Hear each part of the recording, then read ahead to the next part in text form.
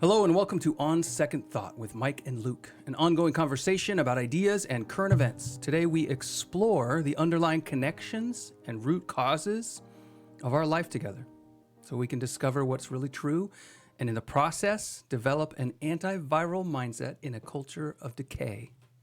I am Luke. And I'm Mike. That's Mike over there. And today we're going to be discussing identity politics, the noble savage, the myth of the noble savage, and let's see what else we get to. How are you doing, Mike? I'm doing well. You?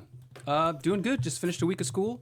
We've got right now just 8 kids. First week? 8 kids coming back. Second week? Is it second week? Yep. Of fall term. So we take the month of September off.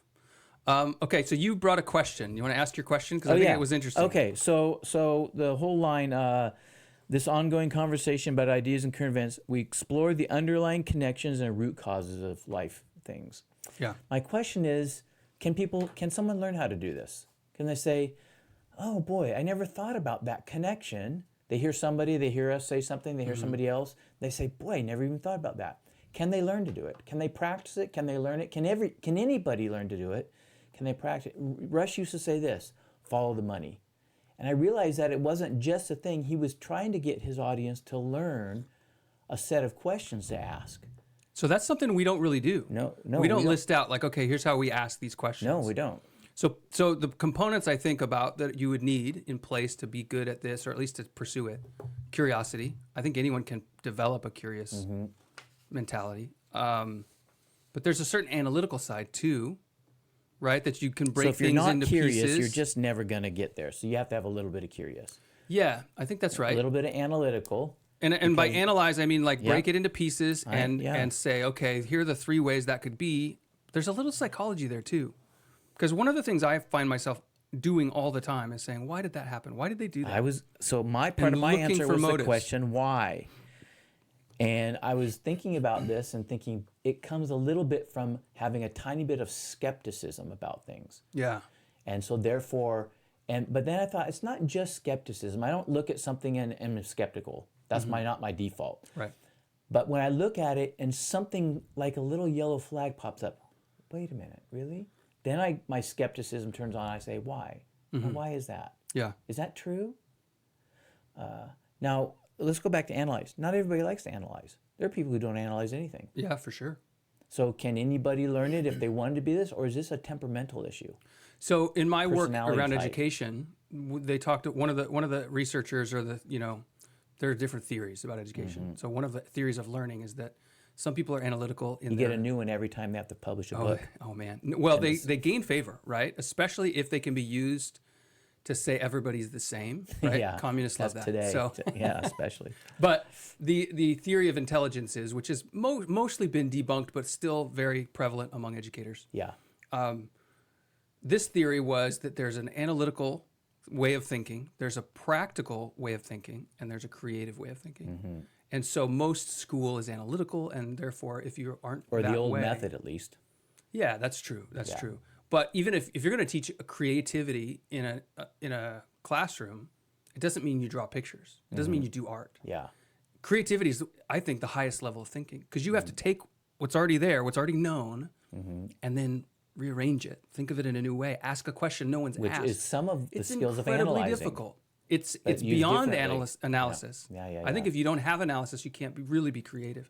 That's why some like songwriters or poets or movie, these people can often be incredible analysts to understand, they understand what's really going on, and then you can write a character who's really deep and flawed but complex. But there are some people who do it. They totally do by feel. That you don't feel like when they talk about what they do, they don't analyze. They don't mentally take apart anything. It's all feeling oriented. So you're saying are they doing it differently? Well, I don't know. I mean, I assume that they are analyzing it, but maybe that's just because that's what I do. I could see the feel idea that you're saying. This just doesn't feel right. It doesn't feel true. Like I've tried to paint paintings, and I'll sit and stare and stare and stare and think it's not right. That's not supposed to be there. I don't know why. You don't know why. Yeah. It just doesn't feel right. And in some level, on art, right, real art. Yeah. If you do know why, you're probably losing touch with what art is. Yeah. I heard someone say if you start with your message to create your art, You just made propaganda, right? That was Jordan Peterson's idea. I worked with a lady in Indianapolis who we ended up butting heads. We kind of led two organizations that had to coexist, and they were friendly organizations and a part of each other even, and we would butt heads all the time. And it took me a while until I started realizing that there were certain things which we would have an issue, and she'd come up with a solution, and it was just instantaneous. And I didn't trust it. It was too quick. It was too quick. Oh. So when I thought about it, though, after I thought about it, I came to the same conclusion. And that happened a number of times, such that I began to think, here's what's happening, Mike.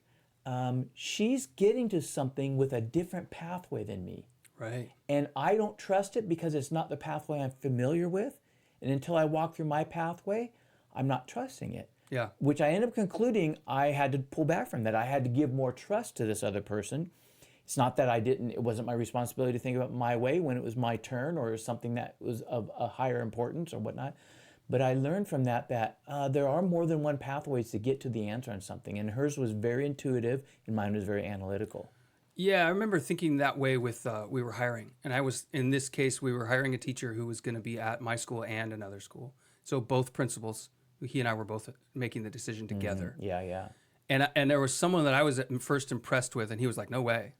And it was so quick that I had the same reaction of like, wait. Yeah. And he says, no, I just have a feeling that was not right. Yeah. And then he could put it into words too. And he said, she was so excited. The high means you're going to get a low. And I don't need someone like that. Yeah. But he had these little like clues that he would just look for. And if he saw those clues, it wasn't in a big production. It wasn't a complicated motivation. It was just no, yes or no. Yeah. So what does that mean? Can somebody learn to look for this, or are there temperaments or personalities or that are just not inclined? Can everybody learn a little, or should they? I think if we open that definition to there's an instinctive quality you can gain, then I think you could get everybody. I agree with that. Yeah. But you're going to some are going to do better than others. Some are going to do better. Some are going to do it naturally. We enjoy it, so we just do it for fun, right? Yep, not everybody's going to. Right. But at the same time, there's a vitality to it. In what I mean is that if you don't do this, if you're not stopping to think again, then the Bible calls you immature, that you're just getting swept along, right? Like the wave goes up, so I go up. The spirits is a command. The wave goes down, I go down. Yeah. Being caught with every wave, not a good thing. Right. So there's all these things in Scripture that call for the Christian to see more clearly what's going on than the culture around you. Right. Every Christian, this is not those that are insightful, that's every Christian. Yeah. But I remember having a dear friend and a mentor in college, and he said, Luke, I feel so bad for you. And I said, why? He says, you just have to think about everything. Yeah. I've been told that before. And he just says, I just hear God and I do what he says. It's so easy, man. Yeah. But he and I would agree on almost everything. Yeah. But he was just like, God, what do I do? Oh, okay. And just go. And he wouldn't even stop to think afterward. Part of my theory is that we have different strengths and weaknesses. And what we end up doing as people is we gravitate towards the strengths and we think they should be the same ones in everybody else. Yeah. And then what ends up happening is we overuse the strength we have. We minimize the difficulty we have in a certain process or whatnot. Mm-hmm. And thereby we end up hanging too much laundry on a few clothespins. And because it's what we have and we want to present our best self and our best version. And we all are biased toward thinking we're doing it right. Yeah, we are. So like you were describing, that someone has the right answer a different way. You're like, I don't think that's the right way. Yeah. And those are the worst teachers. Yeah. Right? When it comes to math, the math teacher just say, no, you got to do it my way. It's like, oh gosh, no. Like you're killing the creative look. Well, if we got into math, the whole thing of what was when they were docking kids for not showing their work. Yeah. Oh no, you got to do that. You got to do that. No, I totally disagree. I think that how you get if the right answer is what gets you the grade. Now, it's good to learn different pathways and to recognize people have them. Yeah. But I am completely against this idea that you get this question wrong if you get the right answer, but you didn't do it the way this teacher and these 24 people thought was the right path. Right. So well, I'm going to get you on this one. All right. Okay? At least I'm not going to agree with you, but Yeah. that doesn't mean I'm going to convert you. The purpose of showing steps is because the purpose of math is not the right answer. The purpose of math is to understand. And so when kids are super focused on the right answer, they'll just start guessing. Okay, And they'll so guess, that's guess, bad. guess, right answer. I Guess, agree. guess, That's guess, right bad. answer. But what if people get to an answer in a way that you're not familiar with? It appears to you to be guessing, and it's not. Right. So that's where, if I'm a good teacher, I want to understand too. Yeah, Right. yeah. So, but what I see, the reason kids usually don't show steps is that they were just guessing, or they have some way that, well, this is a good example, right? If I say 2x plus 7 equals 9, solve for x. There's a kid who's just going to start throwing in numbers till it gets 9, and now I got it, right? And that, or it's the same with like if you're going to multiply and they just start counting on their hands. Right. That works. It does. Until you get to level. bigger, complicated things. That's right. Same with that, right? Yep. But there are other kids, if I simple it down and I say 4x equals 12, then they'll realize, okay, 4 times 3 equals 12, right? So I say, what did you do to get that? They say, I multiplied. And I say, no, you actually divided. Yeah. You just don't know you divided because you right. didn't stop and That's think. correct. That's correct. So that stop and think is what they're avoiding, which is what we're talking about. Can you train someone to stop and think? It's really hard. If somebody got the right answer and you were concerned they're guessing, would you ask them how they got there? And if they had given you a route you didn't consider, you might maybe talk to them about what that means because you might know more than them. No. I would give them a bonus point. If they got a route I didn't consider, then they get praised beyond the right answer. So I would be good with that. But the most common answer to why, like I got an answer is I don't know how I got it. Because they were either guessing and they don't want to say that. Yeah. Right? It's like the counting on your fingers is embarrassing. Yeah. Or they don't know that they divided. Yeah. They thought And of course, this conversation in math, at least for me, who was a math guy like you, sometimes if I didn't know how to get to the answer, I could rule out 2, possibly 3 of the things. Because I know it can't be that. That's strategies. Yeah, their strategy, right? And that's where we is learn itself mathematical. Oh, for sure. And we learn that school is a game, and you can get good at that game. That's correct. Yeah. That's right. The other side of that too, that strikes me is that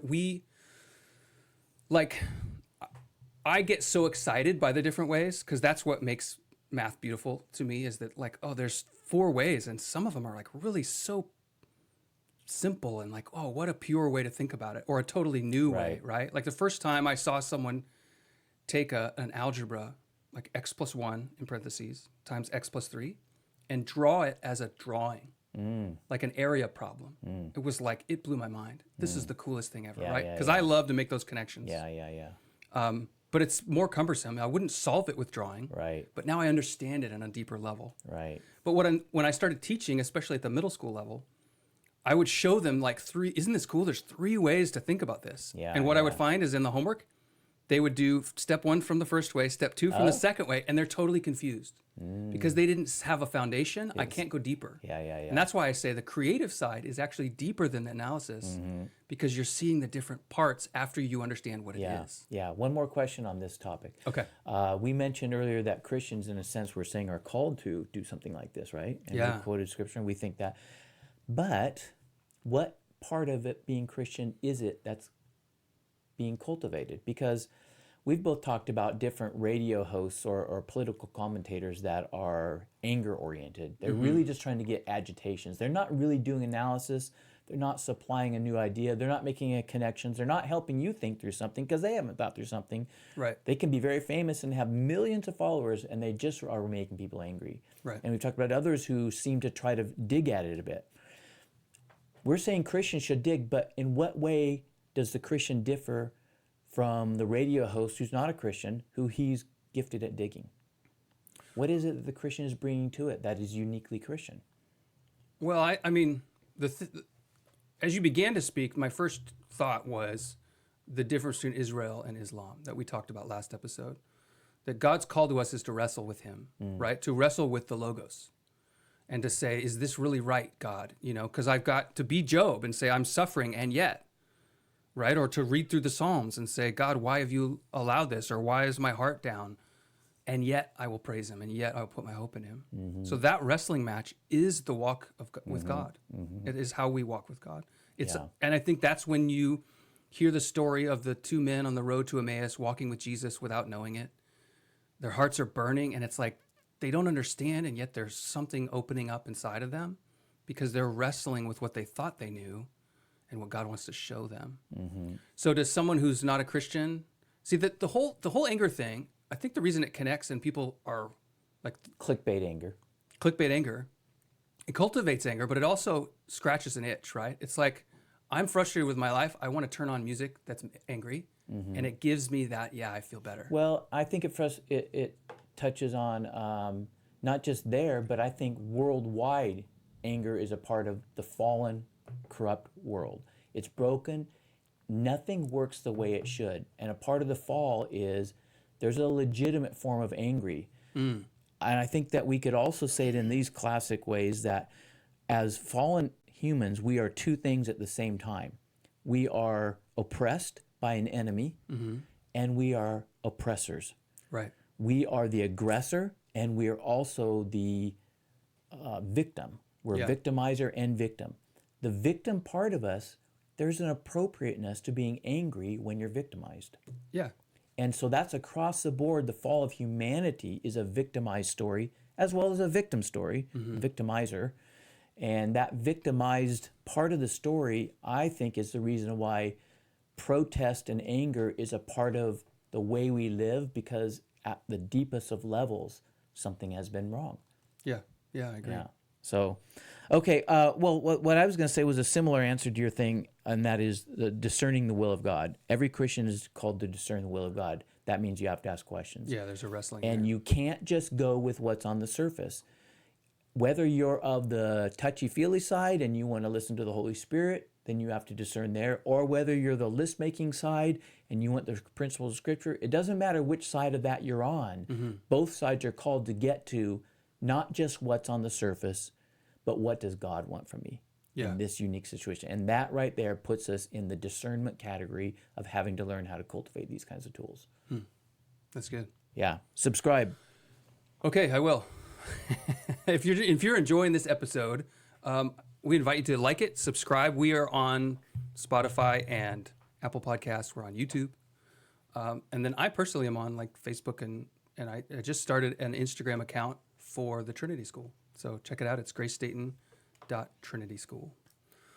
All right, pop culture question. Was it gracestaten.Trinity School or .com/Trinity School? So the website is what you said, .com/Trinity School. But if you go to Instagram, the account name Gotcha. is gracestaten.Trinity School. I tried for Trinity School. There's dozens of those. Yeah.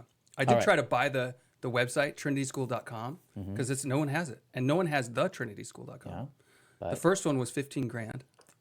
And I got a sales rep who was like calling me. And so as a joke, I put it up on Facebook like, hey, anybody want to donate $15,000 and we can buy the... And somebody started offering. I was like, no, I don't actually want to buy it.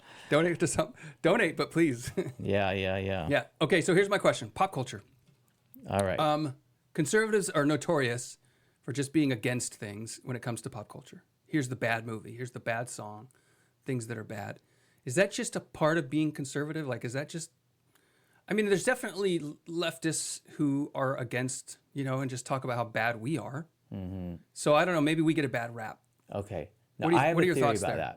that. This is something I've thought about for a long time, and I've actually mentioned this as we talked before on another occasion, and that is the left-right issue is a downhill slide. Oh, okay. If you do nothing, you go left. Culture goes left. Politics goes left. People go left. Our human hearts go left. We decline. So how are you defining left? It I'm- sounds like you're saying left is just toward more sin. Is that Sure. because It left to depends on yourself? the category, but it's also political. It's not just sin, but that would be in the Christian living category. But the political response to more sin would be permissiveness. Sure, right? that's Is that right? Yeah. Okay. But or let's say this: second law of thermodynamics. Everything is in decay. Right. Everything is. Things don't get better on their own. We have to put effort into them getting better. Right. On their own, they decline and become worse. So what I think that means is that conservatives are people who tend to be fighting for the good, and they're in a fight with themselves, and they're in a fight with other people, and they're trying to resist the decline and seep down. And that's on the political side of things, that would be a conservative. And I think Christians occupy the same place on the spiritual side. They're working to gain something. You could do it in several arenas, I think. So when you say the good, I mean, I understand the Christian good, but it sounds like when you just say conservative, that's broader than Christian. So what are we Correct. defining as good? I'm talking just in the political or just in the cultural realm. So, for example, But I mean, mercy is good. Mm-hmm. I would say let's conservatives use an don't example. tend to. Let's use an example. Okay. Well, this is not going to be a great example. The Lord of the Rings. I was going to say a fantasy movie. I was going to say a culture thing, of movies. Okay. A fantasy, a Tolkien's trilogy, right? Yeah. I wouldn't necessarily say that conservatives loved it. It was just loved. Yeah, broadly. It wasn't an issue of if you're conservative or liberal. Although it is now. Lord of the Rings It has is now. become now. Yeah. I agree. But I mean, that's in all those white guys. post-analysis. But let's just take back to the experience of the moment. So I would say, in a sense, conservatives aren't saying, we found a conservative movie. Guys, listen to this. Here's the value. Yeah. They just enjoyed it. And everybody else, a lot of other people enjoyed it. Yeah. Now, let's take the Lord of the Rings, not Lord of the Rings, or you could do the Amazon Lord of the Rings, or you could do my one with the Wheel of Time, which is another thing, and Amazon butchered it, made it woke. I watched one episode. Did you read the original Wheel of Time? 4 or 5 times, Okay. 14 So volumes. you were, oh my goodness. Yeah. I think, it's up there with the Tolkien's, not as the, Tolkien is the grandfather of all these things. Sure. But in my mind, Jordan's is at a pinnacle place. There's a couple others that we won't get into fantasy recommendations. But, so I'm very excited to see this. It was an absolute mess, woke fest. Broke my heart. Yeah. I watched one episode, 10 minutes of the second, and said, forget it. I'm not watching a thing of this. Right. And you go on Amazon, and they started, and when it first came out, there's like 5,000 one-star reviews. People were so angry, and it was they're saying all the same, and they're not necessarily conservative people, but I would say that more of that flavor cropped up as saying, why do they have to destroy these things? Why do they have to make this? That's a cultural conservative. Do you see what I mean? Yes. They might not vote against abortion. I agree. So I was they just want saying, a culture that in was different spheres, you could trace it out in that I sphere. see. Interesting. So I think that they raised their voice when they saw the decline, but when it was the positive, they just enjoyed it because that's all they're looking for. Yeah. They're not trying to rah for the good. They just want to enjoy it when it's good. Well, and that is one of the traits of, maybe it's leftism, is that utopian vision. So a utopian vision, the world would be perfect if only, right? If only we make it this way. That's a very leftist way to think. Yes. And because this way never has to do with God, it's an anti-God this way. Everything to produce turns into absolute garbage. I've heard some Not everything. anti-woke, non-Christian conservatives, pointing at post-millennialists and Christian nationalists even and saying they're the enemy. Right. Because they have the kind of utopian picture of Jesus ruling the nations. That's right. And so if you think about it, they are accurate from their point of view. Well, if their definition is correct. If their definition or complete. is correct, from within their bubble, right. It's a consistent thing. Now, we think the whole bubble is off and not in accordance with what's true. Right. Well, at least I do. Yeah, I do too. Oh, okay. Yeah. But if you get inside their shoes, it's an understand. It's the same way with the ancient early Rome when they said the Christians are to blame for these fires and the destructions and the decay of the Roman culture because they're not worshiping the gods. Right. They are atheists. The Christians were atheists. If you think about that, that's kind of funny, right? Yeah. And they're not inconsistent with what they're saying. Right. Augustine writes his whole thing on City of God saying it's completely inconsistent in its foundations. Yeah. But so I don't know that conservatives are necessarily just against things. I think it just kind of, that's my answer, that it appears that way. Right. Now, obviously, you have people who are contrarians and they kind of like it and whatnot. But it is fun to just be against things. Yeah. Because it's a morally superior position. I think what's also equally as interesting as the way you formed a question is to form it from the other side. Why is it that leftists, conservatives contra leftists, why is it that leftists will never admit the things they hate that are of noble virtue? Ooh. They won't come out and say, we hate the family. They won't come out and say, we hate babies. They won't come out and say, we hate wholesomeness. I've seen them do it. Okay, maybe. So, I mean, no. So, as with 2020, I feel like a lot of that stuff became way more prominent. I where agree. where I Black Lives agree. Matter in their list of targets. You're right. The I agree with you organization, on this. the nuclear family, I agree. traditional marriage. There's been an escalation. Yeah, and there's But- been a huge number of celebratory kind of cultural norms around shout your abortion. And, I saw a couple articles. Yes, exactly. yeah, Yeah, but that's been a newer dynamic. yeah, I saw a couple articles recently, and one of the things that I think is, I don't know what I think about it. I don't like it, actually, and I don't know all the reasons why, though. I don't like the gloatism, that's not a good word, of conservatives when the hypocrisy of the left. yeah, Some measure of it, I think, is good, and when it's timely and acute, but when it's constant.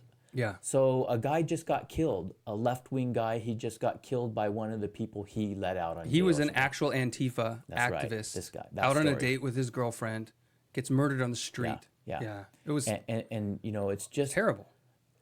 look at that, you know, and I just don't like it. Even the Biden, did you see his stuff? We got to build some walls. Mayorkas. That's crazy. Because they're getting shipped, you know, the strategy of sending them to New York. You know he's going to have more wall built than Trump got. That would be hilarious. Tell Ann Coulter that. She's going to lose her mind. That would be hilarious. But that kind of pointing out the inconsistency of the left has a value, but I get tired of it when it is it's the same It tune doesn't over and over persuade and over. anybody. It doesn't. It's just like everybody patting each other on the back. We're so much I completely better. agree with that. I heard a good explanation of that I read. That the left is not hypocritical. They're willing to do anything that gains them power. Okay. So they will break every rule. They will do anything if they think it will give them more power. That's it's a true. perfectly consistent mentality. They are completely Machiavellian. Yeah. Yeah. All right, let's move on here. What do we got All right, next? you've had on our docket for a while this question: is identity politics the real problem? Here's my only point with this. I was thinking, I saw this, I've seen it for 3 or 4 episodes, and I saw this today when I knew we were going to go ahead and do this episode today, and I thought, what do I really want to say about that? And I thought, you know, I really only want to say one thing, and that's this. Here's my theory. When we abandon God through several stages, let's say beginning in the 60s, maybe you want to trace it back to some post-war World War II things, but it began to be some concrete steps in the 60s, and then I think in the 70s, I think the abortion thing was a significant step. I think there's a few steps that were significant. Yeah. I think what happens is this, as people, we've got nowhere to go. We don't have an identity outside of God. That is our identity. Whether people want to admit it or not, they don't want to admit it. So in the vacuum, they have to have something else. There has to be an idol of some kind. There has to be something to give me an identity. So what that has done, though, over the time is made it so, and in today's world, political Edens, leftist Edens, to their definition, have become their identity. So what that means, and I think the point that brings this all home is, I think this is why we can no longer just disagree. If you're on the left and I'm on the right on something, let's say you're left of center, I'm right of center, whether it's abortion, let's just say it's immigration policy pre the chaos of right now, okay? Just say an issue. Okay. Well, in the prior days, when God was still somewhat a part of civil life, if you and I disagree, if I disagree with you, I'm not striking at your very being, because there's more to you than just this issue. Yeah. But as God erodes more and more, and what fills in these kinds of issues, and now what's happened is the politicization of everything. Politics is everything now. In a way that money was everything, maybe 80s, 90s, but right now politics is everything. And so if I disagree with you politically, I have assaulted your very being. Right. And you can't talk to me, and I can't talk to you. And I think, I think this is the problem. The reason I've been trying to think for some time, what has accelerated so much recently? Why are we in an absurd place now? Yeah. And I don't know that I have a good answer, but I think one of the answers is identity politics, the expulsion of God reached a certain point, and then the political piece. If it had been other pieces, maybe different manifestations would have come. If it was just money, we'd be having different problems. But what's happened is politics has come in and said, I'll be religion. And wokeism is the thing that is now, but I'll be religion and I'll be what makes you you. But that means we can't talk to each other anymore. All right, so I'm really interested in this. I've got a couple of jumps. One is, I think politics is, I think you're right, because I think that the question of identity is not who am I, but why do I matter? Fair enough. Okay, and politics can make it feel like you matter. You're making the world a better place, That's right. right? You're going to save the climate for your kids. That's right. Right. Okay. The other thing, you said the word vacuum. Like it left a vacuum because we said, well, we don't get our identity from God. We're going to go to it somewhere else. And that immediately sparked in my mind the concept of a vacuum of leadership. Because your identity comes from the one to whom you submit. Right? Your name comes from your parents. Okay. You submit to your parents. This overall flow of the cosmos is this flow from authority into and the person small and the person big in authority ways. over you gives you an identity, gives you a purpose. This is why you matter.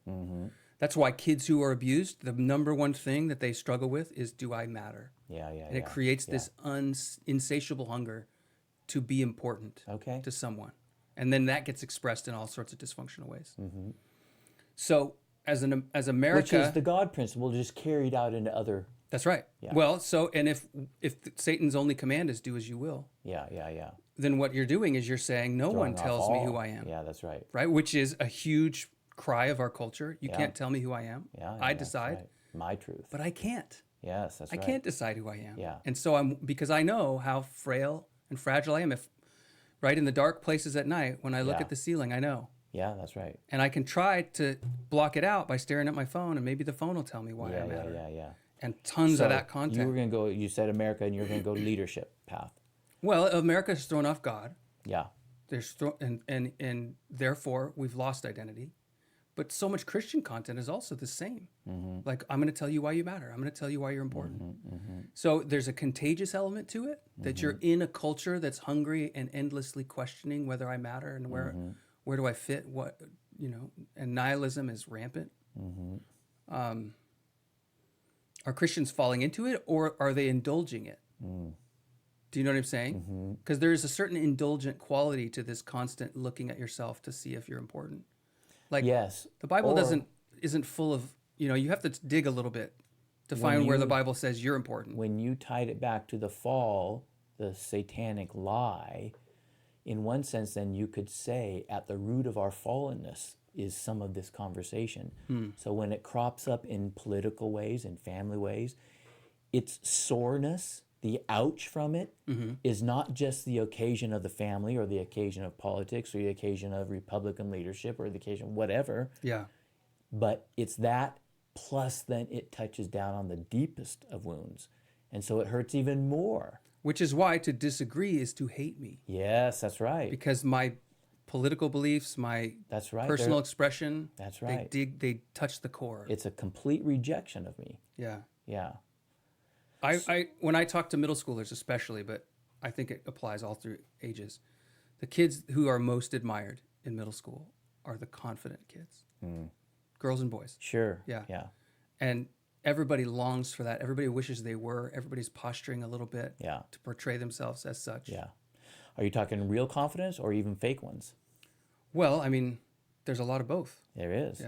Yeah. But I think there's something about the real that there's no, it's not that. It's something about the fake that gives off this little bat signal that everybody picks up a little bit. But here's the advantage of the fake. And here's why, because there's a ton of fake on social media, and those people still have a ton of followers. Here's why I think some people would prefer the fake confidence. Because if it's fake, then maybe I can fake it too.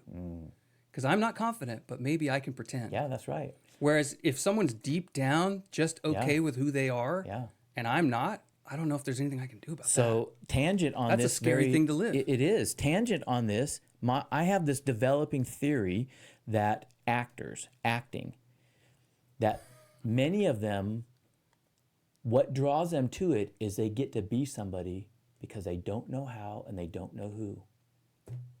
So they begin to play themselves in all of life. Right.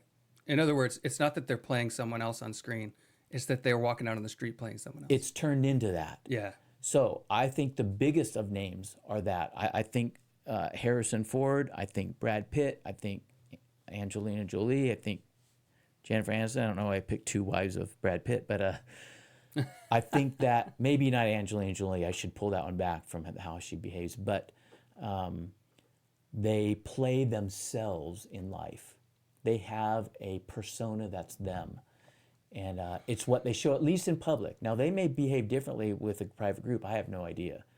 But I think that you have to, though. When you're I that think famous, you do too. You have to portray something. I remember watching a documentary on Norman Rockwell, and he had a persona with his pipe and his very Americana. Yes, that's right. And the documentary was interviewing his kids, and the kids would roll their eyes because they would be hanging out with the real dad. Yes, that's right. And then off in the distance would be a camera. That's right. And then boom, And then that one. Here comes the persona, and out comes the pipe. Remember when Schumer, No, Chuck Schumer, I know who Chuck Schumer is. all of the pictures were like this? And Bernie Sanders, the hair, it's always the same kind of thing. It is. I've also another theory that politics, these people it is so aligned with actors. They are playing a role and they act it out and they play. See, here's what I've heard. I've heard that all the actors, the big name actors, wish they were politicians. And all the politicians think the actors are so impressive. Like they just look at each other. I think it's because there's very similar dynamics in what they do. But there's we've talked about being a public figure, right? Yes, we have. As a pastor, as a principal. And as a principal, what I would do is I would deliberately cultivate that image. Not because I was trying to be someone, but because I thought, let's be deliberate about what I'm communicating. I want to communicate something with how I walk around, with how I dress, right? With the phrases I use. Because I know those phrases will sink down. You're trying to create continuity.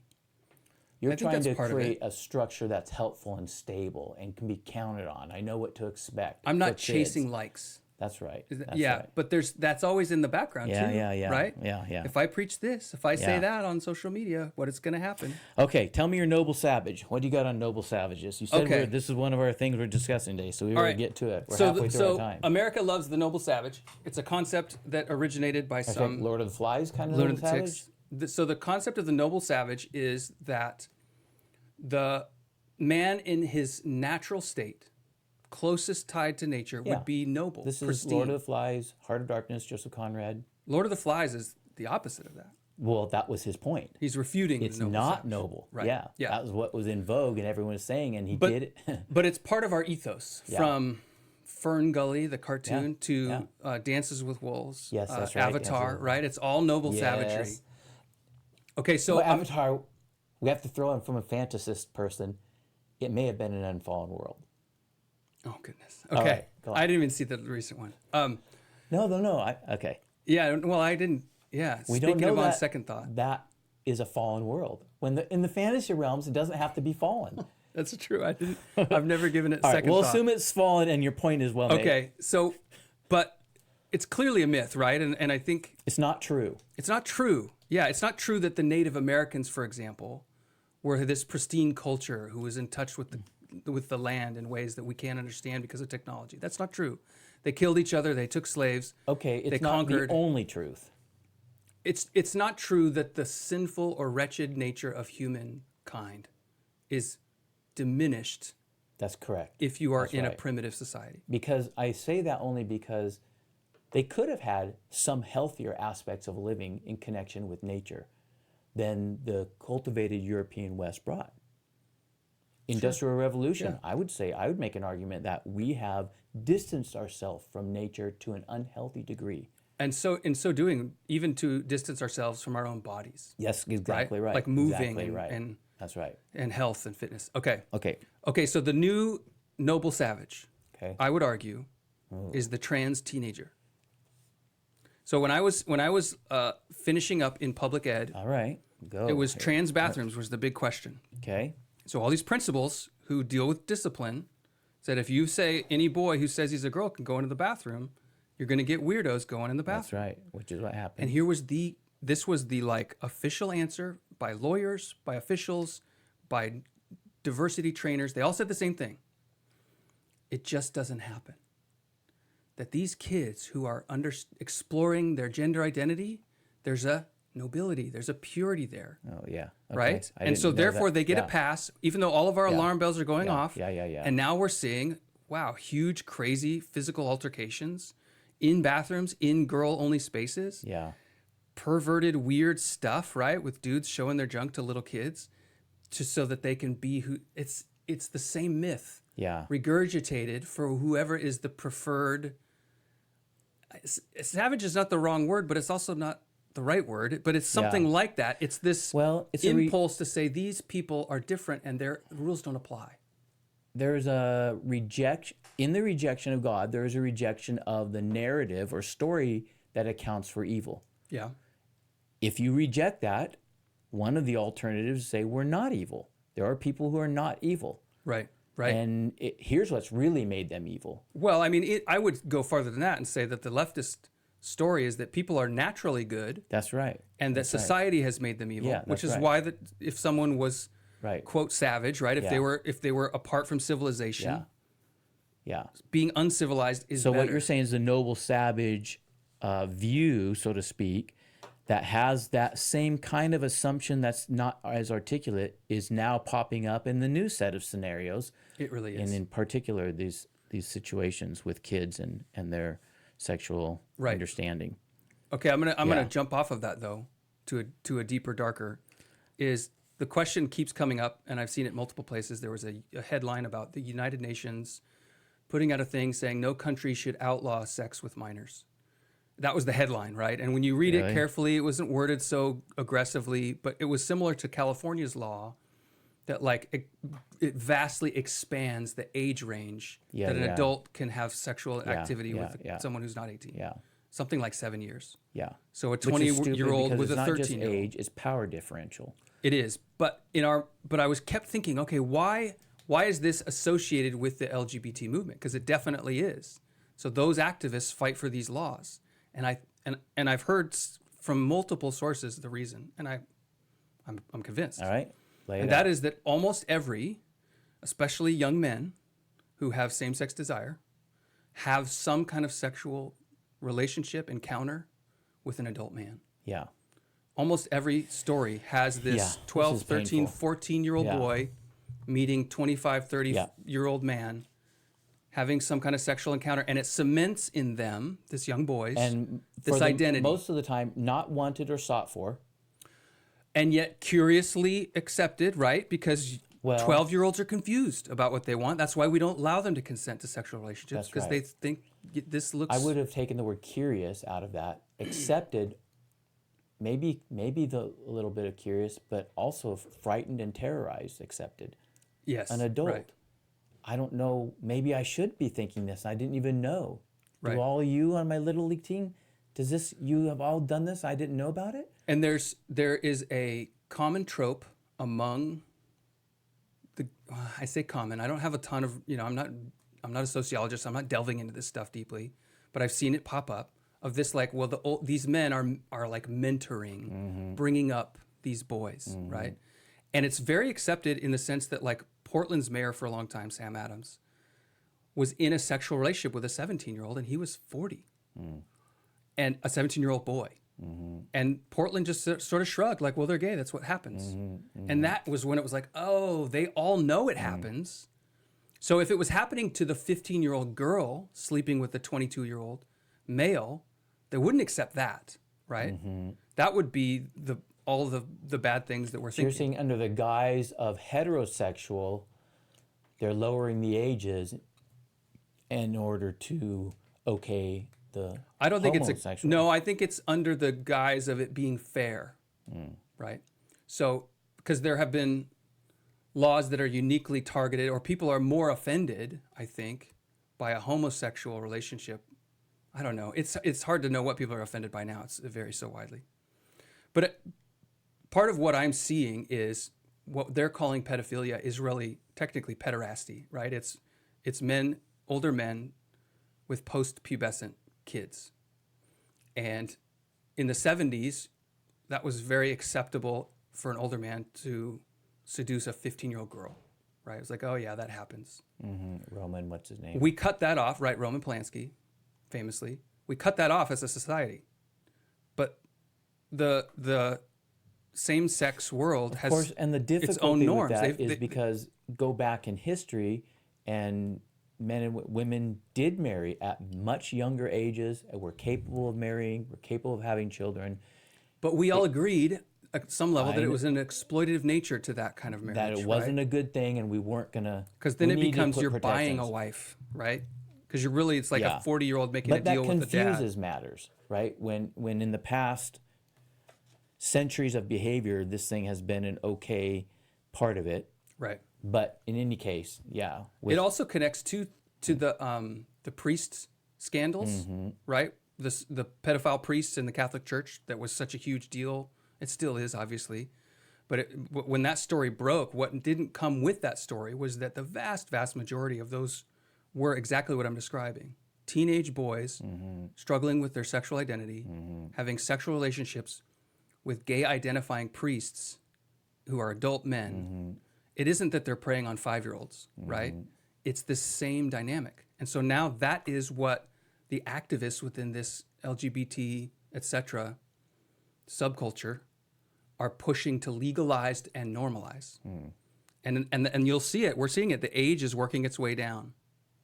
So that's the plus in LGBT plus. I know from the past counseling life that I've had in doing counseling, and the few times I was able to talk with people who had been sexually abused, that the difficulty is, the tragedy is, that when they're young, and young is a wide range, but when they're young, what happens is that love and abuse get commingled together. Yeah. So that the now older person, whether late teens or early 20s or 40s or whatever, they have an extremely difficult time of untangling abuse and love. Well, an So abuse to they a kid feel- is I'm getting physically hurt in a fearful right. way, That's which right. isn't the same as I'm getting exploited and manipulated. Do you know what I mean? I do. There's a complexity to any sexual relationship. So what I learned is that somebody who has been abused in that way, they can legitimately and truly believe, not articulately, Right. but internally, that an abusive relationship is loving. Yeah. Right. And therefore, to leave that is not an easy thing to do. And to go back to it, if they've left, is extraordinarily easy, because the truth is, we go back, we're made to love. And what if in the rope of love, one of the cords is abuse? Yeah. Then Yeah. if you don't have that cord, it doesn't feel loving to you. Right. You need that cord to be a part of it, and you don't even know the inconsistency of that is just what feels intuitively. And so then when you put that in older men and young boys, it's a crime. Right. It's such a distortion, and it's actually grievously sad. Yeah. And heinously evil. Yeah, that's right. Okay. That's heavy. Well, I'm going to do a little, go. I'm going to talk about what we're doing here, because we're covering some deep things today, but I think it really matters. And this whole podcast is part of the Trinity School. And part of what I was talking to the students today, we have little discussions where it's like, okay, I can tell everybody's done working. You know, everybody's still quiet, but they're not really working anymore. So we do these impromptu, let's have a conversation. And what I was telling them is I want them to be collectors of ideas and then bring them to the group and let's wrestle with them. Because I'll tell you, some of what we're saying today seems shocking. There's not a teenager in America who isn't listening, hearing, and thinking about this stuff, because especially if they're going to public school, but even, you know, in our little private school, it's happening, and they need to be equipped. You know, if you're 15, you're not far off from being on your own in a wide world with devious and dark intent all around you as you live on the internet, which they so much do. So, what is the Trinity School? I will say it's a culture building enterprise. It includes education, but it's also influence, industry, and the arts. And we want to support what's going on. If you want to support what's going on at the Trinity School in building communities that honor Christ, you can donate to our efforts by going to gracedayton.com/Trinity School. I'm excited we're working on developing some resources and some like get-togethers for people who are building Christian businesses. Like, how do you build a business that honors Christ? How do you lead lead people in an industry. So So, I'm excited okay. to see more of that. We'll move into my thing here. I think we should do this reflection of power, but I want to say one thing in response to what you just said, because one of the things I've noticed, industry, just as we talk about current events and ideas, right? That's how Yeah. we pitch it. But Right. there's political things, there's theological ideas, there's Christian things, whatnot. One of the things we've talked about is the elite, deep state, Yep. the Yep. power controls of a few, and the corporate controls that are increasing. One of the things I think is intriguing about what you're doing, and I think is worth continued exploration, and that is, if you're a Christian, how do you make it in 15 years? We don't have any promise from God that it will get different 15 years from now. 15 years from now. Yeah. It appears to be getting worse. We do have a promise from Jesus that the nations, they're not going to triumph. Yeah. And so there is some, but Russia, for example, has been 100 years since the Tsars took over and the Lenin Revolution and all that. They've been hurting for 100 years, to be truthful. Yeah. And now they're not as bad as they were, but they're not back to what they were either. Right. So we have no idea when we go through a cultural revolution, will it be a decade or a century? We just don't know. If you're a Christian, how do you live in a place that is debauched and a slave hole? You don't And I want to think- end up being Lot in Sodom, You don't. getting out with your 2 daughters, and that's it. Well, there are a few options, but one of the things I think is, in order to live and have money, probably building your own business is going to be a much easier thing to do than trying to work for corporations who are going to make you say things that you don't agree with, support things that you don't agree with. In fact, they're anathema to you. Right. And now it'll be hard to have your own business because you still have the levers of power against you, but you'll have a modicum of freedom. Yep. Yeah. So I think that's a part that Yeah, has what- to be a part of the ongoing, continuing and renovating conversation of education. One of the things that we're doing, like with my oldest son who's graduating this year, is saying, okay, what are some enterprises that we could set him up with? Yeah. So like we saw on Pinterest a little horse trailer, about as little as you can get, still be a horse trailer, converted into a sauna so you could drive it around. And we were talking to him like, okay, we like to go skiing. What if you pulled this sauna up there and you rent it out for an hour? 3 people can get in, they pay you, and then they go back to Have skiing. a keg of beer with it. And nice, it's an ice easy, cold beer right? too. Yeah, bring your own beer sign on. Yeah. But it's an easy way Yeah. for him to see like, oh, I can develop an income stream. Yeah. He could employ his friends. Yeah. Yeah. Save yeah. up the money, buy another one. Yeah. You know, and creating these Yeah. ways of thinking that just don't come with go to college so you can get the job. Yeah. Yeah. I agree. Because more and more, I agree those avenues are changing. going to be closed. Okay. Can we do this last one? Reflection on power. Yeah, go for it. Reflections on power. Well, this is based upon the conversation we had our last time about the spiritual nature of things. Still Ooh, yeah. mulling over this. The cat and the gun. The cat and the gun, and what would they really look like? And if you were to paint them, and et cetera, and there'd be bursts of glory along some paths and bursts of darkness, even possibly in other ways. Sure. Anyway, I was reading a fantasy book the other day, and it's one I've been putting off, and I started it, and it's a little dark. Not so much. What it is it's called gritty realism, or there's a couple names for it. But what it is this book that portrays it's a war basically, and there are no good guys and bad guys. All right, but there are bad guys. But within this one empire trying to take over, there are good groups and bad groups. And in the sub layers of this novel, there are spirits, all right? There are gods. There are people able to access the power of these deities and these beings. There are monsters that come from these places. The other world is opened up and things come through. Okay? Yeah. And it's a little bit terrifying, actually.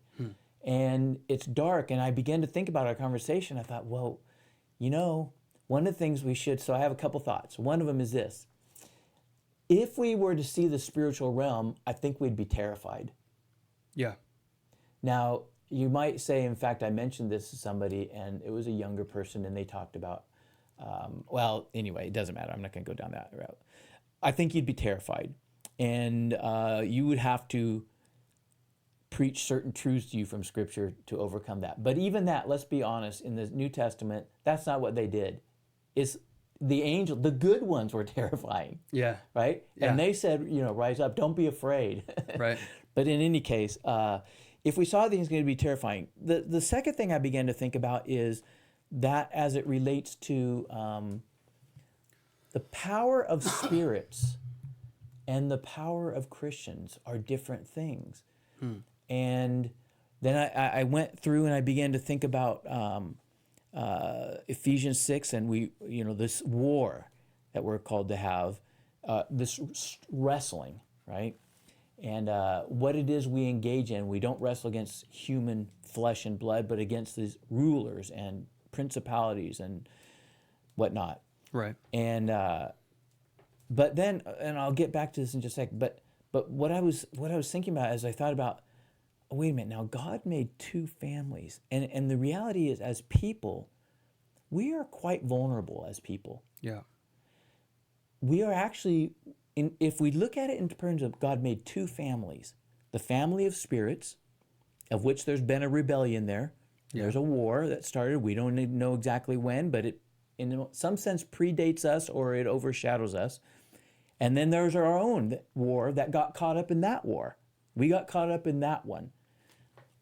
The world was seduced. Our Adam and Eve got brought into the rebellion, so to speak. Right? Yeah. So, but now we live as people, and we live with, and then those of us who are Christians in particular, the adversary is a roaring lion, a dragon. These are, they're more powerful than us as people. Leviathan, all these things. And so I began to think, I thought, oh, wait a minute though. Even before the fall, I think that was true also. Yeah. The God's first family of spirits, the description of them in Scripture is always extremely powerful and strong, almost beyond comprehension. Yeah. And then of people, there's this fragility to them. And then I began to think of the incarnation, that Jesus, God the Son, becomes a human. And the way he pursues power, he does pursue power, but it's through vulnerability and apparent defeat. It's the cross power is not the kind of power we like as people. We want dragon power and lion power. We want shotgun power, nuclear bomb power. Yeah.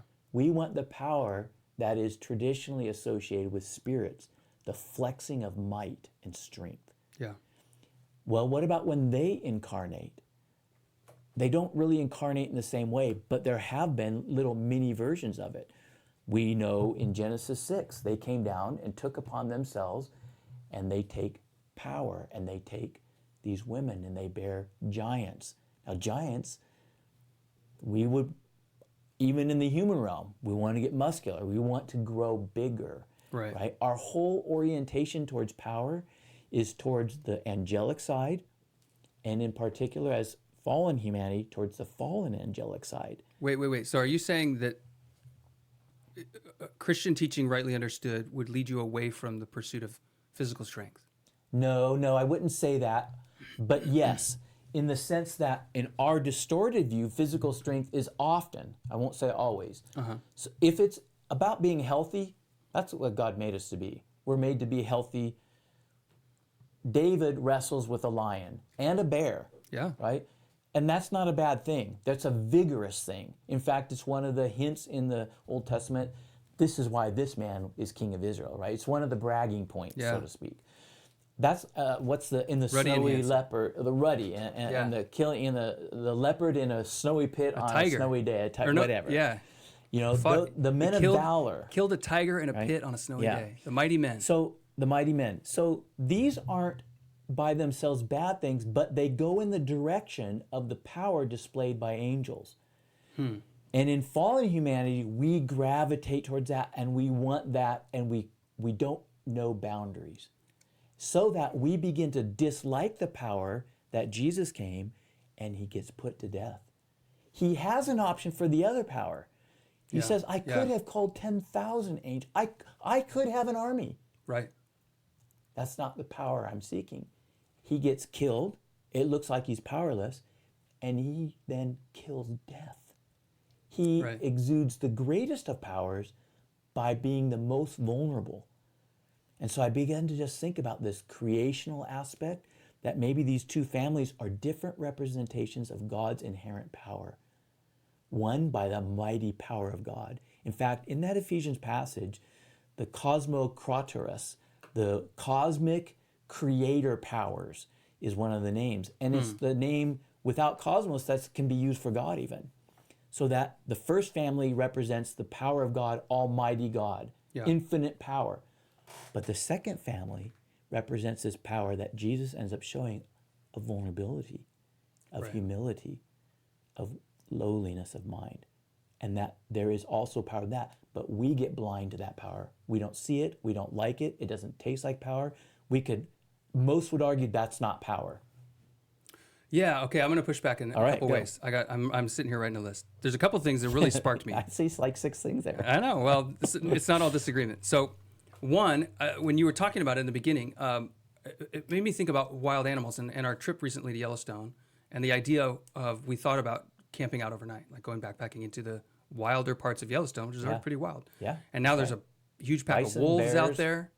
There's already bears, grizzlies, and black bears. Okay, and the thought of it, when I got there, it started to feel more real. Like, well, this is more of a thing than I thought it would be, right? Yeah. You're out there with this thin nylon between you and a death machine that's walking around. That's right. Okay, so, but as humanity has cleansed our dwelling, right? Because that's Montana. That's nobody lives out there, right? When it comes to here, that's right. You could sleep outside every single night with never a twitch of fear, right? It's still wild. So what we've done then, because we've killed all the predators within our areas of real habitation, we start to think the spirit realm doesn't have predators either. That's right. It's, it's, I agree with it's this. nature. It's cute. Right. It's where you're going to commune with God. They're not ravishing and beasts. So they see or encounter something spiritual, and they assume, and I think this goes to some of the drug use we've talked about. Yes, Aaron They assume Rodgers. that whatever this thing was, whatever it told me, it would never lie. That's right. This being was it was pure light. Yeah. Okay, so that's part of it. That's right. And thus they get drawn astray. There is a little thing, and this is a little thing that leads to a giant thing, but it talks about in, I think, 1st or 2nd Peter, that those angels who rebelled, they left their abode. They left their abode, and now they're kept in gloomy darkness. And it uses the word Tartarus, which is a Greek term for the darkest, the lowest realms of hell, right? Under the earth.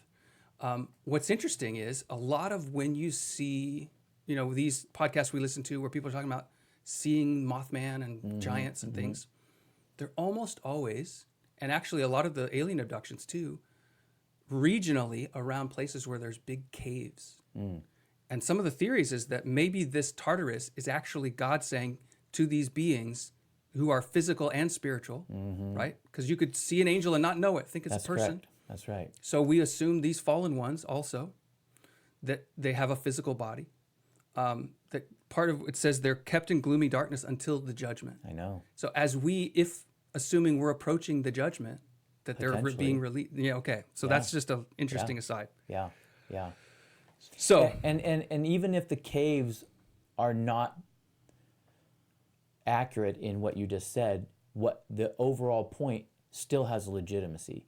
Yeah. Because whether they are kept in a physical manifestation or whether they were able to take it and leave it and perhaps being held some ability beyond what we can do, for sure. Some ability beyond, but their enchained nature could have physicality in it and it could not.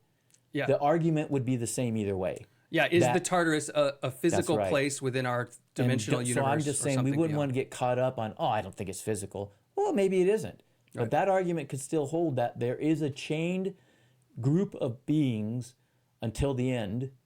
That will then be something in some way released. Happens. Yeah. Yeah. All right, so the idea of strength, this is a conversation I have with my boys. What's the purpose of strength? Okay. Or fitness generally, okay? And I saw this as a survey. I thought it was fantastic. 3 options: to look good, to be healthy, or to do mighty deeds. Okay. Which is the right godly call to men to be strong?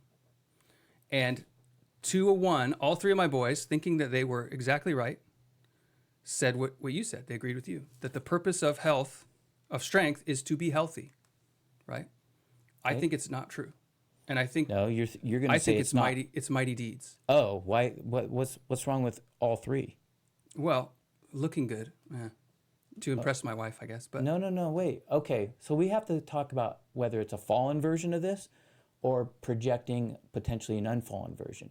okay, I go have on. this theory. For example, you see somebody. So I'm man. So let's say a woman. Yeah. And there can be aging. There can be lack of care for themselves, and then there can be birth things that there has nothing to do about genetic that mar beauty. All diminish the beauty. All diminish beauty. Okay. In my opinion, without the fall, every single person, every single female, and every single male, I just don't know how to think about male beauty, would be stunningly beautiful. Yeah. That's what I think. Sure. Radiating beauty, all with a unique fingerprint. So in the sense that you make yourself more like that, you give honor to Christ in some There way. is a pathway towards that is good. Yeah. There are many pathways towards that are missteps too. So what I'm saying is not that looking good is bad. yes, Not just it like being isn't. healthy isn't bad. That's right. Right. That's what I'm thinking. But what's the point when you're standing in front of the mirror, like ripping those biceps? I agree. The point is to do mighty things. I okay? agree with that. That's what the mighty men were about. And when we read about David, right? That's his God. David says of God, he trains my hands for war. Yeah. And conquest. My Yeah. fingers for battle. Yes. My arm can bend a bow of bronze. Okay. So I love this idea of the cross versus the shotgun, right? Or the sword. But and I totally agree that it's the cross in the flesh we wrestle not with flesh and blood. But I think that the training we do in the flesh, the strength we build in our tangible physical body, it bleeds into strength in our spirit. It bleeds into strength in our ability to choose. I can choose to do a difficult, painful thing, to be more healthy, to do mighty good deeds. And in the same time, then I've built an ability to choose that I can aim at Christ. Paul has that argument. He says bodily exercise has a measure of good for it. That's right. But he wants us to focus in another direction. And so not another, a different. And he talks about cultivating a decision, right? That I buffet my body and I make it that's what I was obedient just to gonna go with Christ. that. That's right. Because the body is a rebellious I agree and with spoiled that. brat that Yes, needs to that's be right. disciplined That's right. in order to do anything good. Yeah. Yeah. Yeah. So what I see and what I want to cultivate is strength and courage, right? Be strong and courageous, for he is with you. And I think when I look at what's happening in our culture as it breaks down, it's men losing track of that. Mm-hmm. And there's a Which is Andrew Tate's appeal to people. Andrew Tate is a physical only. Well, there's an intellectual side to that too. Yeah. But yeah, it's a showman's version of that. But right? it's tapping into some of this. But part of what I'm saying is, if as men, if our bodies are weak and diminishing in ways that we're just not pushing ourselves the way we should, I would argue that you'll see spirits diminishing too. Mm-hmm. Your ability to stand and resist when the enemy comes in the evil day is likewise diminished. Because if you can't do the hard thing in the body, what makes you think you can do the hard thing in the spirit and in the mind? Can I separate out the stand and resist? I'll make my own notes back towards you. There you go. There, bring it. because all right, go on then. I want to do something about the mighty deeds. That's the crux of it. Oh, okay. Okay, let me, before the stand and resist, because that gets particular to the Ephesians passage. Okay. But the mighty deeds, I completely agree. I wouldn't have wanted my healthy comment to have been an exclusional kind of comment. Yeah, right. I like all three of the things you said. And I agree that it's unto what we do, and the mighty deeds fight. My point, I think, is that what I'm thinking about, and when I think about the two families, is that they both reflect God by his intention. So that in the spirit world, which I think is why you have Leviathan is this nebulous both idea. There's some physical creature in the seawater, a monster, but it's a spiritual being primarily, but maybe it's also physical. You have these crossover things. Yeah. And then I think what you can put in this realm is, I think you can put dinosaurs. I think you can put lions and bears. I think you can put dragons or whatever. You can put these fearsome creatures that they're actually more a part of the material world, but they reflect the values of power found in the spiritual family that reflect God's raw, mighty power. Yeah. We were never to be completely a part of that because we live over animals that have more of it than us and under spirits who have more of it than us. So the lion and the dragon and the dinosaur, they were all impressive, mighty things. And in an unfallen world, we would be stunned at their power and it exceeds ours, and yet we rule over them. Yeah. We are guided by the angelic family, and yet there seem to be hints at Scripture that we're the pinnacle of what God was putting, that they were actually serving our creation of a second family, that all their massive power was to be servants to these weak, physically weaker humans. So do you agree? Because I've heard a different kind of power is going to be my point. Yeah, right. So do you agree that that I've heard differing opinions whether the angelic ones, right, are also created in the image of God? I don't know the answer. Yeah, okay. I don't know that Scripture says. Well, it gets into the dispute. I think the only hint of it is how you're going to interpret Genesis 3, let us make man in our image. Yeah. If Is the us the is the Trinity, Elohim, or is us the sons of God? right, yeah. And then in that, coun- I have the no council, problem the with that divine the council. angelic beings could be creating God's image. I don't personally think, well, anyway. Well, to me, that's fascinating because, one, I've never considered until recently, encountering Michael Heiser's work, Right, the idea that the Elohim was anything other than the Trinity. right. But now that I've considered it, Or the Genesis 3. it's got a lot of Or good 127. things to it. So Yeah. the other side of that is that the exclusive. I've only heard that the image of God is exclusive to man, right? I never realized how close angels were to humans, right? But the more you look at the details, We've been but de-supernaturalized. Christians have such an aversion to even talk about I know, angels, and I think know. part of it is people do weird things with angels, I agree. right? They get super focused on it, and they have They all make the names podcasts and about Mothman and yeah, exactly. yes, I know. Okay, so wait a minute. Now let me get back to this thing to do mighty deeds. Yeah. Because this is what I think bridges it. In the two created families, unfallen, they were to reflect different kinds of power. Now, interestingly enough, this taps all the way same arguments when I was talking about femininity and masculinity as two different types of glory. That one glory in leading and one glory in, I'm going to say the word in Scripture, but a submission, helping, supporting. Right. That they are both a kind of glory, but we only like one in our fallen state, and we think the other's bad. So now we take the two families, and you have the raw power, and then you have the humble power, the cross power that is gained by death. It looks like defeat, like weakness. In the unfallen state, I think man was created to reflect that power, not the other one, and actually even to probably rule over it. But See, because I don't make the distinction fundamental like you do, but maybe I'm wrong, and I'm this is my first thought on it, right? So, and that is that I see it only as a difference of weaponry. So, where Paul is saying, like, if you've never wrestled, you don't know what he means when he says we don't wrestle with flesh and blood. You have to know the wrestle and the fight. So I think of Paul as a great example of literally war, like that he considered his ministry to be war. And every lesson of war that you would learn in a tangible sense, he's going to apply it to a spiritual sense. I don't think everyone. Well, in strategy, in mentality, Yes. in unbeatable spirit, in determination of will, But in wily decisions I of agree retreat with and some of advance. that, but then with this twist. Well, let me say my other point and then get to that Well, twist. but here I want to agree with you a Okay, little bit. I think it'll connect when I do. Yeah. What he saw is that the people are never the enemy. That's right. That's right. They are. It's like right. if you wanted to conquer this land so that it can be yours, you're not going to salt the earth. Yes. You're not right. going to That's destroy. exactly right. Exactly right. And the people were the territory being conquered. Well, in our fallen state, we think of each other as enemies. Correct. And Paul's saying under the cross, that never was the case. Right. But now it's clear they're all to be one for him. Right.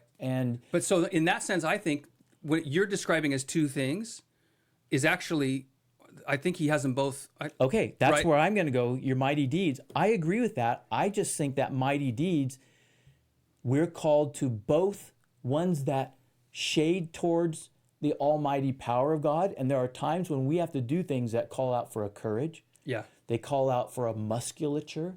They call out for a bravery that is neither male nor female. They call out for some of this display that is more like dinosaurs and angels than it is like weak things. Yeah, it's more like King David. Is that what you're saying? Yes. Like that it's a conquering mentality, Okay. an aggression, a determination, and ambition, There are times but not when aimed at being over other people. Okay, and that's where I want to Right? say. Yeah. We go into that with way too much energy and expand it into a wide path when I think it's often a narrower path. So that okay. Paul ends up saying, it's not these people you're fighting, guys. It's not Nancy Pelosi you're fighting, Mike. Right. It's not Joe Biden. Right. Now, in my taking of that primordial power, raw strength, I just want to kick back at those that are kicking and destroying this country. Because that's the thing that's in front of you. That's what's in front. Yeah. And that pathway of power seems so attractive. And I cannot imagine if somebody slaps me on one side that I'm going to turn the other cheek. That where is power in that? Okay, so this sparks in me. I've been thinking about Bible reading and devotional habits, right? So reading your Bible, prayer, etc. And Sam's doing this cohort now of guys that they're going to talk about how they do that and train and hold each other accountable and all that. And I always have this little pushback. There was a very strict program that I was raised up in as a young man, and I kind of felt like it was a little overdone. But one of the things, looking back in history, is for most of Christianity and beyond that, your lay person, your day-to-day believer doesn't have access to a Bible, right? If you look at how the Bible itself describes one should do, go to church so you can be exposed to the apostles' teachings. But prayer is like the centerpiece. Okay, so I think of that and I think, what was Paul's life like, or any of the apostles who are describing this battle in a spiritual sense as more real, right, than if I actually punch that guy in the nose who's saying those things. That's right. That's right. This is more real than that. It Even is though more my real. eyes see this, over here, this spiritual war is the one that's making the difference. That's right. But in my experience, it doesn't feel more real.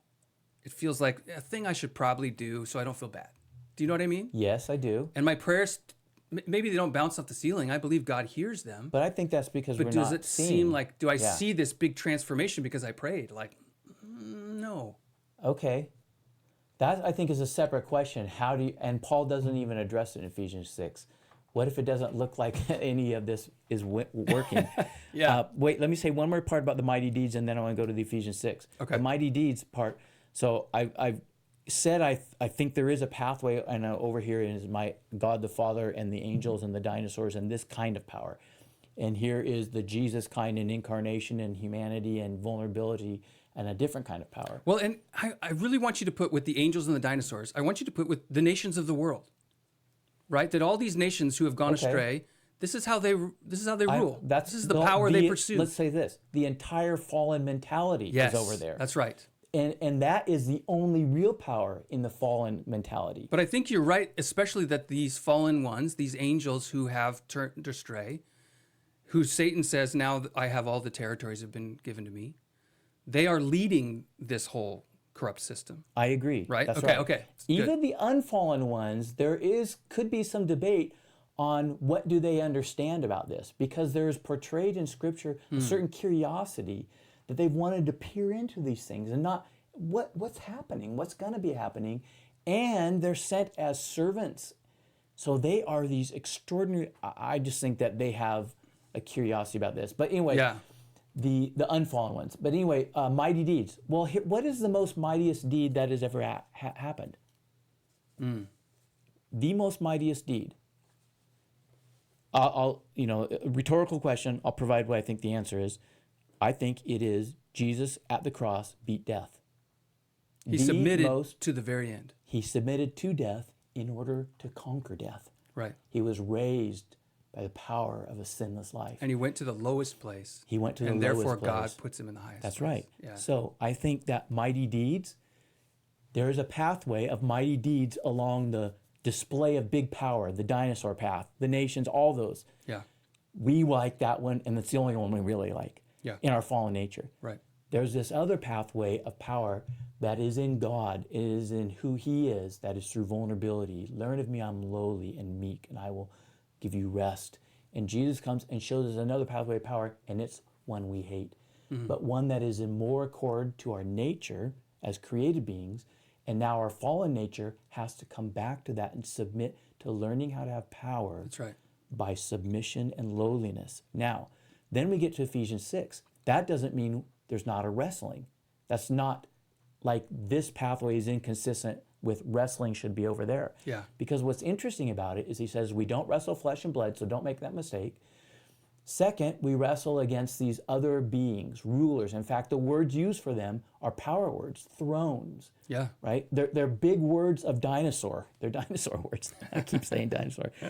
But what's interesting then is that when he goes through, and I spent this morning looking at this a little bit, the armor. What exactly is he calling this church to do in Ephesus? What is the wrestling? Which, by the way, the wrestling is the same word that the Septuagint uses for Jacob when he wrestles with God, interestingly enough. Right. The wrestling is actually not defeating, it's not killing. It's putting down to where some of the word has to do with even the foot on the neck, that they're in submission and they give up. Okay? Yeah. A stomp. But it's not a destroying, which is interesting. So the first three things he says is having put on. He uses this verb that is in the past, having done this. And now you have the belt of truth, the breastplate of righteousness, the feet shod with the gospel, and then the shield of faith, right? So it sounds like you're getting your armor by being a Christian. Exactly. Right. It's what I think Paul's saying, when you go and live the things that God's called you, that is being armored. Okay. Yeah. Well, it's salvation. It's faith. Well, it's all the salvation. fundamentals. That's not it. That's one to be taken up, which is interesting. It's an imperative verb. It's a command. Wait, so some of them are having put on, and others are take up. Having put on. So it's truthfulness. Oh God, I gotta look this up. I know, it's so interesting. I didn't see righteousness, this before. which I think is justice and moral holiness. The feet shod, so a mission, your mission, and then the fourth, the shield of faith that quenches these darts. You're going to be under attack, and if you're not actively having this, and by the way, the shield there is the word for the huge Roman one. It is not one flailing about as a weapon. Yeah. You hide behind it when the arrows come. Right. And you do it with your neighbors next to you too. Yeah. Well, anyway, so having done all those things, it's almost like he's saying, this is your basic gear up. Now, take, and the one command, helmet of salvation and the sword of the Spirit. Yeah. Which is interesting. The two things are the verb take. Well, take is the shield of faith as well. No, it isn't. Yeah, I'm looking it up. In addition to all this, take up the shield of faith with which you can extinguish the flaming arrows. Take the helmet of salvation and the sword. It's having taken up. It's an aorist passive participle. So all of them are having taken? All those first four. Huh. Okay. It's not a command. It's only take up the helmet of salvation and the sword of the Spirit. What I think's so interesting about that, and then it says, and then we could probably ask this, I'd love your opinion on that, which is the word of God, the rhema. It actually doesn't say the word, it's a word, which is a word of God. And then there's this phrase, through all prayer and supplication. Does that through go with it's a word of God through prayer and supplication? Almost as if he's saying, get a direct word from God about what to do in your circumstances. Yeah. Or is it the all through all prayer and supplication attached to the next thing, praying in every situation in the Spirit? Okay, and there's I don't know which one it is. Okay. But the point then I'm making in general is this is a very this is not a dinosaur power. This is a very much take up. What he says to take up is the salvation one. That is God. That is where you have fundamentally said, God, I can't do anything. You've got to do everything. I'll take the deal. So all the weapons of our warfare are mighty in God for the tearing down of strongholds, right? Without God, you have no might. Passage. I am, but I know. It's all battle, right? Okay, but we can go to the other, but we won't be able to do it today because of time. But what I'm going to posit is that it is all battle, but it's more of the nature of this human vulnerable kind that we don't like because it's battle that says, God, I need you to rescue me. The sword of the Spirit is, I need a word from you about what to do. Right. and then praying in all situations so that you're watchful for all the saints. And all you really do is pray. The sword of the Spirit, it's unclear what what are you supposed to do? Do I stab a throne or a ruler? Right. I don't think that's actually what it says. Yeah. And then the other thing earlier, it says, having done all to stand. And I wrote this I thought, wait a minute, here's what victory is in the Ephesians passage. Just make it alive through the day. But part of Just stand. You want to be standing. The Okay. battle is that you're not taking out, it actually doesn't say you're taking out any spiritual beings. right. I'm not saying that it doesn't say tearing down strongholds in the other passage. Yeah. Yeah. But in this one, it's having done all to stand, having these things taken up, taking these particular ones, which is a word from God, and you're praying. Yeah. Yeah. That's the war. And that doesn't sound to us like war. That is not dinosaurs. That's not lions. That's not swords. That's not machine guns. That's not, you know what I'm saying? That's not that power realm. It's this Jesus power realm that appears. This is a very weak looking warrior.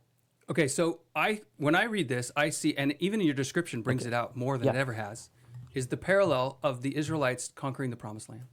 Yes, okay. Because they're constantly in need of God, right? And they do the stupidest of things. And they're gonna weak. walk around a wall. They backtrack. It's not their power. It's not their blow victory. a trumpet. Yeah, Who's going to win that way? that's right. But then there's other times where they I agree actually with go you. in and they I actually agree. fight. Yeah, I agree. Okay. So I'm not denying that other realm of power isn't something we're supposed to exercise. I'm saying we run to it as the first and only and biggest, and we make it way bigger when the Yes, heart of the that's right. gospel is this other one. That one we should be clear when God wants us to flex our muscles, so to speak. Well, so, and I see the difference is the time when the Israelites first get to the Promised Land and they say, we can't do it. Yes, that's right. And then God says, there's some point where God says, look, I'll just send angels, I'll clear it out for you, and you can go in. I'm not going with you. And they say, we can't go without you, right? Yeah. That was the moment. They tried to And now they repent. had to suffer, Yeah. but they made the right choice in that moment, right? So what I see After is being rebuked, and That's they right. went with God, even though Even cost though it them. meant that's right. 40 I agree. years in They the desert. made the right choice there. yeah. So what I see, the impulse you're describing, right? And I think the Andrew Tate impulse is the right Yes, kind of. I think it is. It is that saying, like, let's strap on the Rambo guns. We're going to go That's in right. and do it. That's right. That's right. And as if God's going to like just yeah. give us the And glory. And the problem is He's not going to give us any glory. No, that's right. And when Yeah. they're giants, you're not going in because luck. it's stupid to Good go luck, in. grasshopper. Yeah, good luck, grasshopper. Exactly. And God says, "But I was going to win it for you. Right. I wasn't expecting you to operate with dinosaur power."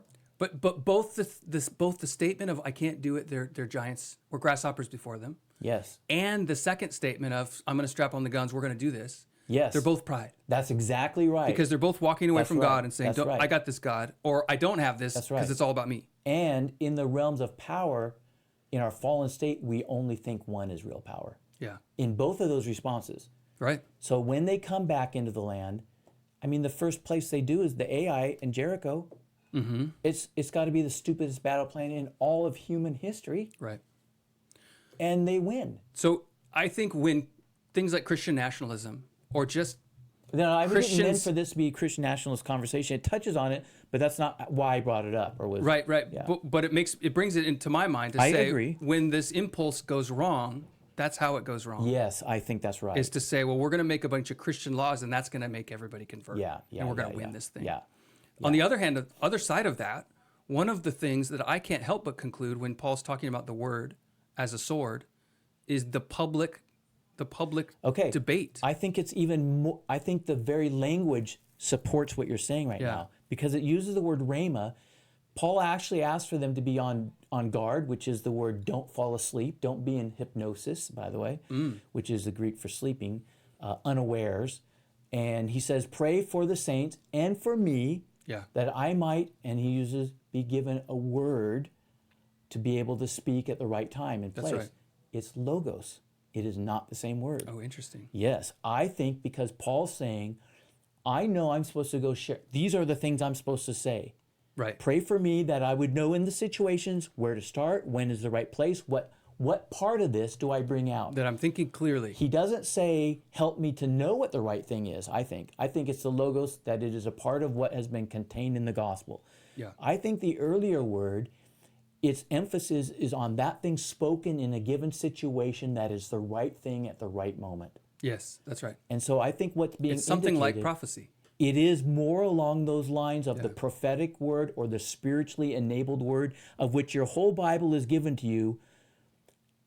But in the moment when you're praying and asking God, like the passage says, God's going to give you the right rhema, in a sense, out of this logos to know in this moment. And whether you pray it or whether you act on it, I think that is why it's a sword thrust. So this is where I see the impact of the cessationism and the despiritualizing. I agree with you right? on this. The Christian impulse with that I you. think, well, I could follow it all the way back, I think, to Augustine, but I think it goes up before him when they started saying it was actually the sons of Seth and not the sons of God, right? That whole explanation of the Nephilim and the giants and all that. When we despiritualize our reality, we also despiritualize what ministry is. Then how are we having a spiritual war? Yeah. Right? If it's all just memorization and the Bible is enough and all that. Well, so then that what I think on your public thing is, if this idea of the armor is basically you living your Christian life and making sure that you are geared towards truth, which incidentally, we could say this podcast is all geared towards, we're trying to know what's true in a world that's lying all the time to us, even more than it ever has. And this breastplate of doing what's right, this mission of the gospel of peace, and this faith that is going to deal with the things that assault us, then you take these two things that are God dependent. Salvation is primarily God dependent. I need you. A word, getting a rhema from God is a God dependent. I need you to say a word. And that's the thing. And here's the thing. We use in the spiritual realm, I think, by praying, and we have no idea what it's doing. We can't, if I have a sword right now, if I have my pen and I poke you, I could probably break skin and draw blood. I know what this could do. Right. When we speak God's rhema in a life setting, we don't know what's actually happening. Right. Are spiritual beings being hit in the shoulder by angelic beings? Yeah. We don't even know. Sometimes we see on a person's face. Do you know what I mean? I do. Like, I do. ooh, that one hit. Yes. But it's even then a glimpse. Okay, so even then though, right? Okay, so this is what I heard earlier with Herod, that I think John the Baptist said things to Herod that hit. Yep. Right. But that doesn't mean it's victorious, because I don't think he eventually was. I think Herod, the point of Jesus, he refused to talk to Herod. Yeah. It was There was Herod judgment had on crossed Herod. some kind of done. line Right. in that process. Maybe John, maybe there was other lines, I don't know. Yeah. But I think that we don't know. But I do think that what happens then is the call for the pipe, the small pathway into the dinosaur power of God. I think you're right. It is the courage to say the rhema and to keep praying for the rhema and for God's people and to speak it when it is needed and appropriate, no matter what it is. Right. Yeah. And I think that takes great courage. And that's where then I think this courage and mighty deeds, I agree that the church is lacking in this courage to say what they think is wrong. In my experience too, when I really say, God, what do you want me to do in this moment? It's so often a humbling thing, or embarrassing thing. You know, and maybe that's a signal of God working on my pride. Okay, so But it also, my brain immediately kicks on to be like, well, that's not, is that what really it's God all wants? these cross things and blowing trumpets to make a wall fall down things. Yeah. It's stupid and lowly. It's embarrassing almost. Yes. So one of the prayers I've had over the last It's couple embarrassing years, until God does a miracle. That's true, but here's what's funny about that. So what do you think the Israelites, all right? We can say in the first entry, they were going to rise up with arms and follow God until they found out it was giants. Yeah. Said, we can't do that. We can't beat them. So they cowered in a lack of faith. Right. So God says, we're going to do it differently. He says, no, we'll go. They did actually go and they got routed. And they got routed, yeah. Yeah. So you're right. Both sides were the same problem. What do you think that happened to them after they marched 7 times and blew and walls fell down? Were they joyous? Were they humbled? Right. Were they embarrassed? Were they joyous because they did have to draw their swords because now there's a chaos, a bunch of people running? I think they had to kill people. Sure. But they sure didn't do a great thing to do it. Right. It was a lowly pathway, even when then they had to stretch out their sword in the very physical display of power. It was muted so that they couldn't revel in their strength. I think there's something in every heart that's submitted to God that rejoices in that moment. So there's I a agree. humbling there. I agree. But when you put it out there and it's like, this could be really embarrassing or wrong, and then God shows up in that moment, speaks something, does something, there's so, like, I agree. you can get addicted to that. The inner man delights in it, Yeah. even though it's odd and strange. Yeah, your flesh Right? resists it. That's right. Yeah. And so it's the whole thing you learn the older you get. When you're young, you prayed to be humbled. And then when God did it, it's the most painful, awful things. And you really hesitate. But you know what? You actually keep praying it. You just do it really carefully. I stick to those verses, humble yourself. So he doesn't have to humiliate you. Yeah. All right, man, I feel like it takes us an hour to get into the really good stuff, but we are over time. You've been listening to On Second Thought with Mike and Luke. If you enjoyed this episode, found something to reconsider, share it with a friend, start a good conversation, and remember, dig a little deeper and think again. We'll see you next time. All right.